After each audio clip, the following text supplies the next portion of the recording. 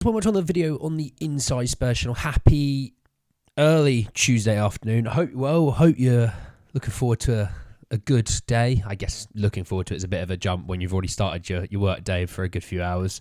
It's obviously bloody lovely out there. That's my window I'm pointing at. I'm not just pointing at a random wall, okay? Get outside, enjoy some sun if you can. If you go into the gym, make sure you work hard and bring a towel because it is a sweaty one today, as you can tell.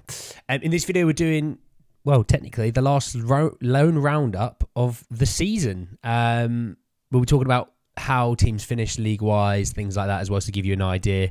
Quite sad, really. I quite enjoy these lone roundups. It's a bit different. It's not always like players in, players out, contracts, reviews, previews. It's always quite nice to kind of know how the boys are doing out on loan, especially some of them are young, some of them are older, some of them are great, some of them not so great.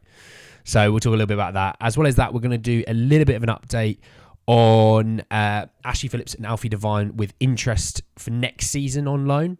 As well as that, we do also have an update on Bissouma and potentially him staying at Spurs. So plenty to get into, plenty to talk about. Just want to say though, if you're new, give us a subscribe. You're very much welcome to join us for the journey. And let's jump in with the last lone roundup. Well, full lone roundup of the season. I will keep up to date with playoffs and things like that, all right? So let me start with the two lads down at Plymouth Argyle. They successfully stayed up this season. Obviously, going into the last game of the season, it was touch and go, maybe is what you could say. Obviously, they were on the edge of being relegated and they had to win because Birmingham did their job. Birmingham did win. I think Birmingham won, is it 1-0 or 2-1? I can't remember for the life of me, but they needed to win. And look, they won. They stay up by 1 point ahead of Birmingham City. It was a nervy one, but look, I've got a bit of a soft spot for Plymouth Argyle because of the two lads down there, but also I quite like Pieface, the FIFA streamer, and I'm happy they stayed up. It's something a bit different, you know. They don't have a massive budget, you know. Birmingham City have a bigger budget, you know, all that stuff, and I think even Plymouth Argyle fans were like, look, if we stay up, we're happy as Larry, and look, they did. So credit to them. Obviously, the two lads that actually played, they did play. They did both start as well. They won 1-0, so clean sheet for Ashley Phillips, which is bloody lovely. As well as that, Alfie Devine played 83 minutes and got substituted for Adam Forshaw. It's been a good loan spell for both of them. Obviously, Ashley joined in January. That was his only loan spell this season. He's had a really good loan spell.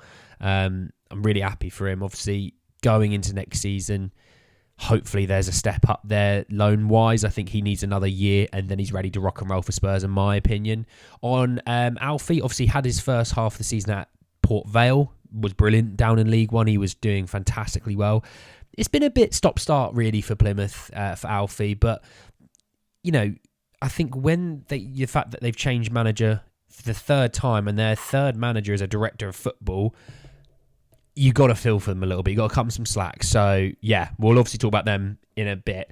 Moving on to Millwall. Millwall winning 1-0 away to Swansea. Obviously, Jaffet Tanganga playing for Millwall. Millwall finishing 13th this season. So, actually finishing mid-table. Had they been one more place, if you know what I mean. But finishing mid-table, they were 9 points clear in the end of the drop zone. So, absolutely congratulations to Millwall. Jaffet Tanganga has had a fantastic loan spell for Millwall. He's done very, very well. It's a player that's going to have a lot of interest this summer. So if Spurs are going to sell, we're not going to have any issues selling. Ironically, by the way, he did get sent off in the 85th minute, but Swansea were already down to 10 men at that time. So it didn't make all the difference in the world in the end. But so yeah, congratulations to Jaffet and the Millwall boys. Moving on to another centre-half, Joe Rodon out at Leeds. Obviously, Joe Rodon, fantastic season for Joe. Easily our best loanee this season. He's done bloody well. Obviously, they faced Southampton at home. They lost 2-1, and they're on a bit of a form slide at the moment, only winning one of their last 5, losing 3. Obviously, not getting automatic promotion. They're finishing now 3rd. So they into the playoffs. It's a 2-legged system in the first round. They will play Norwich, while Southampton will play West Brom. And then the winners of those 2 legs will then face each other in the final. And obviously, Southampton finishing 4th. They've already got the leg up on Leeds. Leeds need to be careful because after such a good season, you don't want to throw it away right at the end. But Joe will have no issues, you know, getting a good move if he wants it in the summer. There'll be interest. But also, if Leeds can't go up and they can't afford him, I would expect a Premier League side to come in and buy him for about 15 million, if I'm honest. So happy days.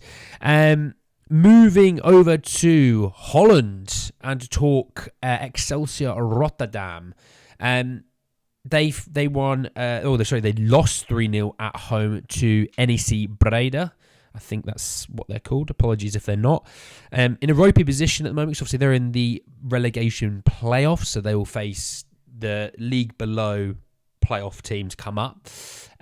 Troy Parrott did play, by the way. He actually did start. He was back after his suspension. Obviously, he's getting a goal, getting an assist, and then getting sent off a few games back.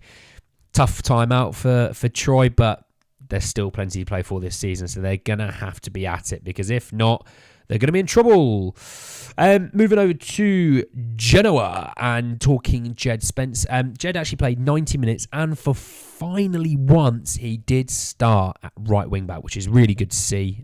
This was a weird one with AC Milan, because they're in a bit of a toxic environment at the moment. I think they're moving on from their manager, but not only that, I think it's their ultras, don't quote me on it, but I think their ultras actually left the game 10 minutes early, complaining about the club direction and things like that.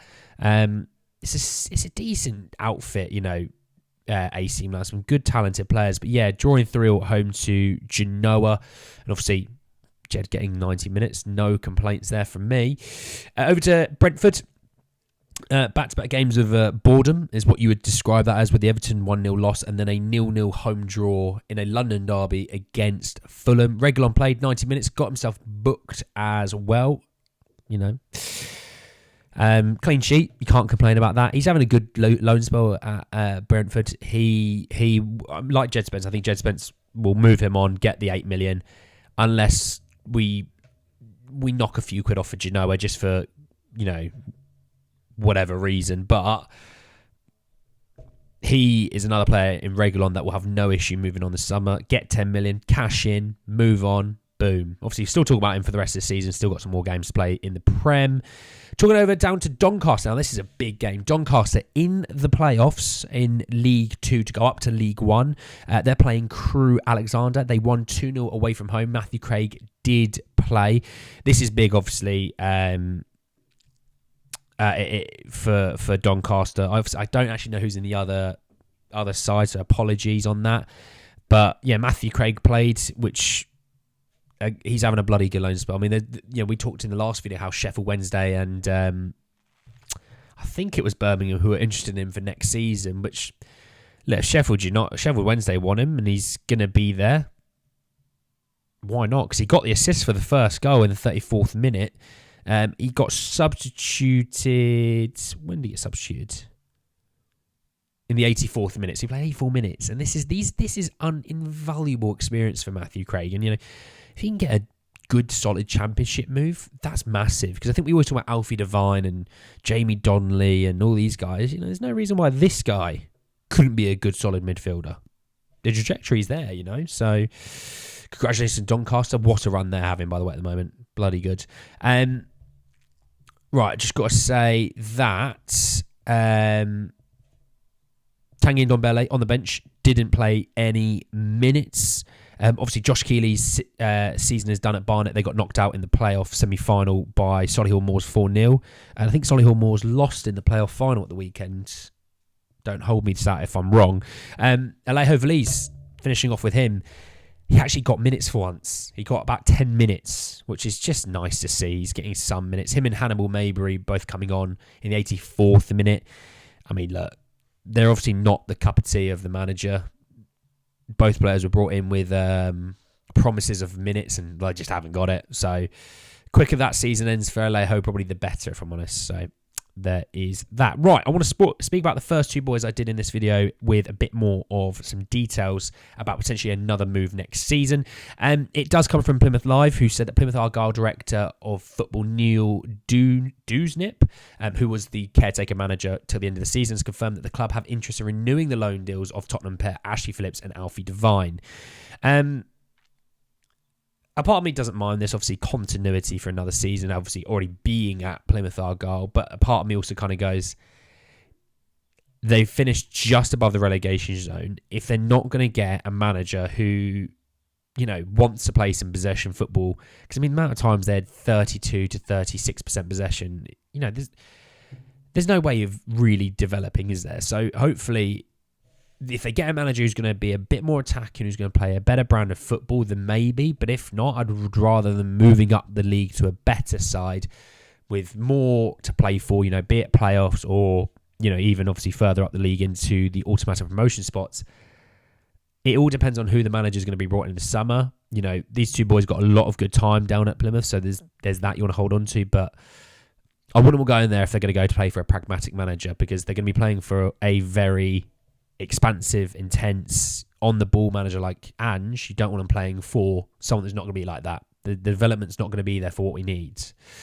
So there is that. And then, I want to finish off with this Bissouma report. And Kevin Team Talk, who said that midfielder Yves Bissouma will be reportedly spared from an upcoming exodus of Tottenham stars this summer. And I want to end on this really quickly, because I think Bissouma started the first, let's do thirds. So first third of the season, phenomenal. Absolutely brilliant. I don't think there's any Spurs fans that would truly complain. That you'd get the odd one or two, but that's just the weird agendas about our own players. But first third of the season, he was fantastic. Him and Maddison and Sarr were brilliant together. The second third of the season, with suspensions and AFCON and disruption to his own season, he kind of lost the groove a little bit. Maybe some confidence go alongside that. And then the last third, it's all gone wrong for everyone, not just him. And he's had some bad games at times. He's had some good games at time. I thought he played well against Chelsea, was substituted for Pierre Højbjerg, who had an outrageous stinker, which showed, Bissouma's better than Højbjerg. Let's end that conversation before anyone even thinks about it. I don't mind him staying. I wouldn't mind seeing him more at the 8 and seeing what that looks like a little bit more from time to time. Being able to press and attack. And I think he can tackle. Is sometimes momentary lapses of concentration you can kind of see. Wouldn't mind someone behind him being like, look, don't worry, I want you to press, I want you to get the ball. I'm here to shield the back 4. Or the back 2 at times, because obviously Destiny and Porro are a little bit more advanced at times. And I wouldn't mind that whatsoever. I think there's ability in Biss, but we shouldn't make him the out-and-out 6. I wouldn't mind him seeing a bit more at the 8 as well, because I think actually that technically Biss is better than, some of the other midfielders that we have that can play 8. I wouldn't mind seeing what that looks like. So I don't mind him saying, just get a proper 6 in. I think that's fair to say. But we shall see. Anyway, guys, then the video, hope you did. Drop a like on the video. If you did, hit me in the comment section your thoughts and opinions about all the guys out on loan. Obviously, the loan roundups will continue. I say it's the last one. They will continue towards all football being finished, but they'll start to shrink a little bit more as time goes on now. So, this is probably the last proper full one that we're going to have. Obviously, your thoughts and feelings about the Bissouma report about him potentially staying, as well as the 2 lads out on loan. And do you want to see him back at Plymouth? Do you want to see him moving on? I want to know your thoughts and feelings about both those things. Obviously, subscribe to the channel if you're new. Hit the bell notification for more. But anyway, guys, in the video, I'll see you all very, very soon. Take care, guys.